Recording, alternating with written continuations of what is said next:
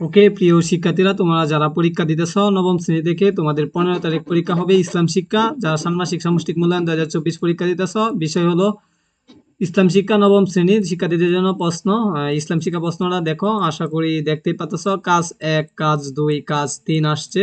আগে আমি বলিনি তোমরা এটার উত্তর কিভাবে পাবা। উত্তর পাওয়ার জন্য ফেসবুকে আসবা, ফেসবুকে এসে এই পেজের নামটা লিখবা টিচরুমান, এটা সঠিকভাবে এখানে লিখবা। লিখার পরে দেখবে এই পেজটা আসবে, পেজটা ফলো দিয়ে রাখলেই তোমরা সাথে সাথে কি করবা, উত্তর পেয়ে যাবা। আর এইখানে গেলে উত্তর পাবা। আবার ইউটিউব চ্যানেলে ভিডিও দেওয়া হবে, সো সাবস্ক্রাইব দিয়ে রাখো, নোটিফিকেশনটা অন করে রাখো, ভিডিও দেওয়ার সাথে সাথে তোমরা পেয়ে যাবা। আশা করি বুঝতে পারছো।